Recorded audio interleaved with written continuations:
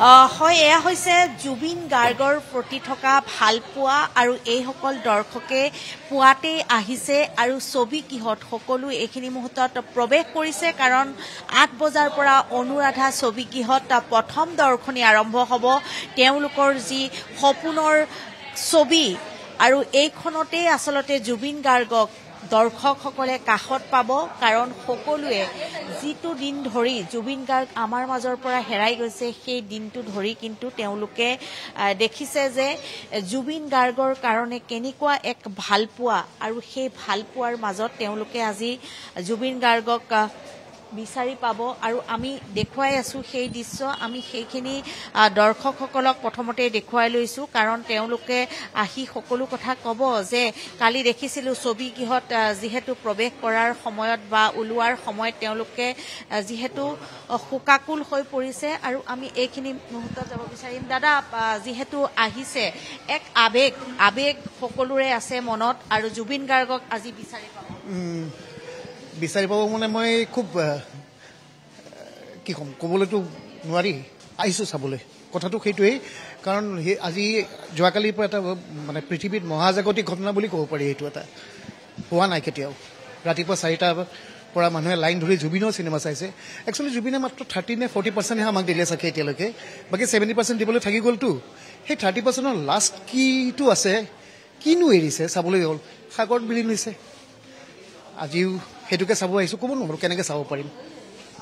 এতিয়াও আচলতে নোহোৱা কথা কাৰণ 4:25 কোনেও চিনেমা চাবলৈ নাহে গভীৰ নিদ্ৰাত থাকে কিন্তু জুবিনৰ ক্ষেত্ৰত ব্যতিক্ৰম দেখুৱাই দিলে অসমীয়া ছবিৰ প্ৰতি তেওঁ আচলতে যিটো বিচাৰিছিলে তেওঁ মৃত্যুৰ পিছত সেইটো হৈ গ'ল সাংঘাতিক কথা এইটো মানে মইতো এটা বেলেগ ভাষা এটাই ক'ম এইটো এটা দেওলগা মানুহ আৰু মায়াবী মানুহ আৰু যিটো মুখেৰে কৈ গৈছিলে সেইটোৱে হৈ গ'ল আৰু চিনেমাখনতো মই শুনি আছোঁ যে তাৰেই প্ৰতিফলিত হৈছে তাৰ জুবিনৰ জীৱনৰ গোটেইখিনি বস্তু তাৰে প্ৰতিফলিত হৈছে চিনেমাখনত দেখা যাওকচোন কি কৰিব পাৰোঁ এতিয়া কি কৰে সি কৰিবতো বহুতেই এতিয়া গোটেইখিনি পৰিস্থিতিতে চেঞ্জ হ'ব আহিছোঁ গৈছে আমিও দেখুৱাবলৈ যত্ন কৰিম এনেধৰণেই জ্যেষ্ঠসকল আহিছে আৰু যিসকল কণমানি ল'ৰা ছোৱালী সেই সকলো আহিছে আমি ভিতৰ ভাগলৈ যাবলৈ যত্ন কৰিম কাৰণ এয়া হৈছে জুবিনক বিচাৰি আহিছে সকলো কাৰণ জুবিন নাইকিয়া হোৱাৰ দিন ধৰি যি আচলতে মানুহৰ মাজত যিখিনি আবেগ সেই আবেগ ইয়াত আছে আৰু সেই আবেগৰ বাবেই যিখিনি সময়ত মানুহে নিদ্ৰাৰত অৱস্থাত থাকে কালি দিনটোত আমি দেখুৱাইছিলোঁ যে 4:25 সেইখিনি সময়ত সকলো কিন্তু ছবি চোৱাৰ বাবে ইয়ালৈ আহি তেওঁলোকে আচলতে ভিৰ কৰিছেহি আৰু এনেধৰণেই দেখিবলৈ পাইছে যে জুবিন গাৰ্গৰ সপোনৰ যি প্ৰকল্প এই ছবিখন ৰৈ বিনালে আৰু জুবিন গাৰ্গে বিচাৰিছিলে যে তেওঁ অসমীয়া ছবিক এনেকুৱা এক স্তৰলৈ লৈ যাব বিচাৰিছিলে যিখন ছবিৰ জৰিয়তে সকলো লোক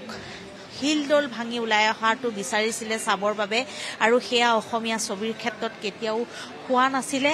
আৰু এই দৃশ্য জুবিনে জীৱিত কালত নেদেখিলে যদিও কিন্তু